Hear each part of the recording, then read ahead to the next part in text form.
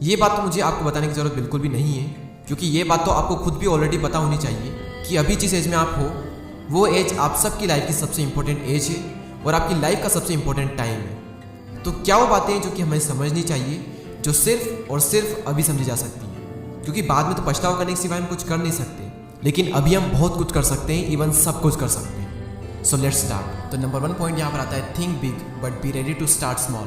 सोचो बड़ा लेकिन छोटे से छोटे लेवल का काम करने के लिए हमेशा तैयार रहो, अपनी ईगो को साइड में रखकर। आप कितना ही बड़ा क्यों ना सोच लो, उसकी शुरुआत हमेशा छोटे से छोटे लेवल से ही होगी। जब मैंने चैनल स्टार्ट किया था तब मैं इस आज को इमेजिन करता था, लेकिन मेरी शुरुआत तो बहुत ही छोटे लेवल से हुई थी ना। इसी तरह बड़ा आप कितना ही सोच लो अच्छी बात है, लेकिन उसकी शुरुआत हमेशा छोटे से छोटे लेवल से ही होगी। अगर आपको पता है कि आपको लाइफ में क्या करना है तो ठीक है, लेकिन अगर आपको नहीं पता है कि आपको लाइफ में क्या करना है तो सीखने के लिए जो काम मिल रहा है वो काम आप करना। अपनी ईगो को साइड में रखकर बिना दुनिया की परवाह किए बस सीखते रहो, चाहे काम कैसा भी हो। लेकिन हाँ, सोचना हमेशा बड़ा ही है। एंड गोल हमेशा हमारे माइंड में बड़ा ही होना चाहिए, चाहे शुरुआत हमेशा कितनी ही छोटी लेवल से क्यों ना हो। सेकंड पॉइंट यहाँ पर आता है, डोंट टेक एनीथिंग पर्सनली। यही वो एज है जिसमें कई सारे लोग फालतू की बातों को और कुछ लोग तो हर बात को सीरियसली ले लेते हैं। सिर्फ यही एज है, किसी ने कुछ कह दिया, नंबर थोड़े कम आ गए, दूसरों से कंपेयर करने लगते हैं, और भी बहुत सी चीज़ें, छोटी छोटी बातों को लोग सीरियसली ले लेते हैं। और इसी एज में होता है ये सब, ना तो बचपन में हम ऐसा करते हैं और ना ही 25-30 की एज की बात करते हैं। ये 14 से तो 20 के बीच में ही होता है। और इतना पक्का है कि आने वाले टाइम में आपको पता चलेगा कि यार ऐसी चीज़ों को मैं फालतू में सीरियसली ले रहा था।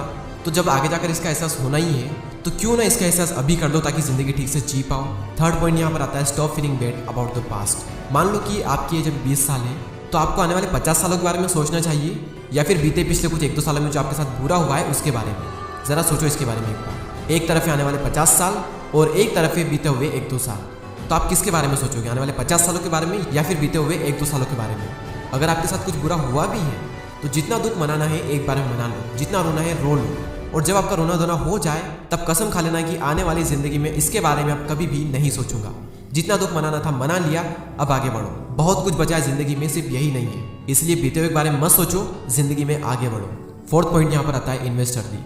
इन्वेस्टमेंट करने का तब तक कोई फायदा नहीं है जब तक कि इन्वेस्टमेंट अर्ली नहीं होगी, यानी कि जल्दी, इसी एज में। इन्वेस्टमेंट के बारे में कई सारे लोग पता है क्या कहते हैं कि यार रिटर्न तो इतने सालों बाद मिलेगा, तब क्या हम घंटा एंजॉय करेंगे? एंजॉयमेंट की एज तो अभी है, तो उस पैसों का हम करेंगे क्या?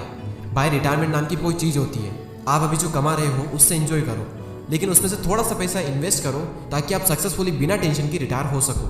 देखो, इस दुनिया में पैसा कौन नहीं कमाना चाहता, सब फाइनेंशियल स्टेबिलिटी चाहते हैं, पर उसके लिए ज़रूरी है कि आप अपने फाइनेंस को मैनेज करें। नेक्स्ट पॉइंट यहाँ पर आता है, हैव अ फन।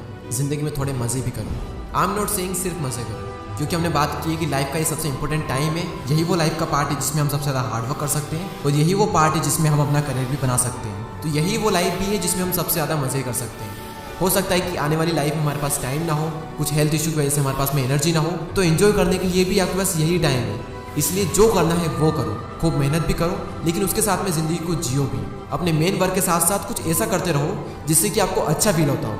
अब वो हर इंसान के लिए कुछ भी हो सकता है, लेकिन लिमिट में, बस इतना ध्यान रखना। नेक्स्ट पॉइंट यहाँ पर आता है, don't be afraid of fear. डर से मत डरो। इस एज में कई तरह के डर होते हैं, मुझे भी बहुत थे।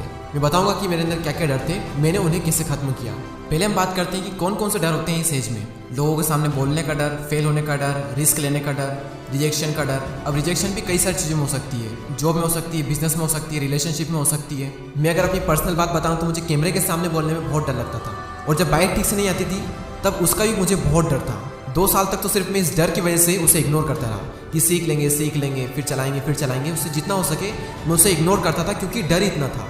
और इस चीज़ से कई बार तो मुझे शर्मिंदगी भी महसूस होती थी कि यार मेरे लगभग सभी फ्रेंड्स को बाइक चलाना आती है, लेकिन सिर्फ मुझे बाइक चलाना नहीं आती। और कभी कभी तो मैं ये भी सोचता था कि यार मैं ज़िंदगी में कहीं बाइक चलाना सीख ही नहीं पाऊंगा। लेकिन पता नहीं एक दिन मुझे क्या जोश चढ़ा कि मैं बिना डरे अपने फ्रेंड को बैठा करके टेबल लेने चला गया, और उस दिन मैंने खुल करके बाइक चलाई, खुल करके, और उसके बाद मेरे अंदर का सारा डर खत्म हो गया। तो डर को खत्म करने का एक तो ये तरीका है कि जिस काम को करने से आपको डर लगता है, एक बार खुल करके उस काम को कर दो, आपका डर हमेशा हमेशा के लिए खत्म हो जाएगा। एक तो ये तरीका है, और एक और मैं बताऊँ तो कैमरे के सामने बोलने का डर, क्योंकि मेरा एक और भी यूट्यूब चैनल जहाँ मैं फेस कैम वीडियोस बनाता हूँ, तो पहले मुझे कैमरे के सामने बोलने से भी बहुत ज़्यादा डर लगता था। तो वो डर खत्म हुआ प्रैक्टिस करने से। इसके ऊपर मैं ऑलरेडी एक डिटेल वीडियो बना चुका हूँ, डिस्क्रिप्शन में आपको लिंक मिल जाएगी, वहाँ जाकर आप देख सकते हैं। तो डर को खत्म करने के यही 2 तरीके हैं कि जिस काम को करने से डर लगता है, खुल करके उस काम को एक बार कर दो, और दूसरा तरीका यह है कि practice practice and practice practice कर करके ही आपके अंदर का डर खत्म होगा। तो उम्मीद करता हूँ कि आपको ये वीडियो पसंद आया होगा। अगर पसंद आया हो तो लाइक करें, और अगर चैनल को अभी तक सब्सक्राइब नहीं किया है तो please subscribe the channel and press the bell icon. मैं मिलूंगा आपसे अगले वीडियो में। जय हिंद, जय भारत।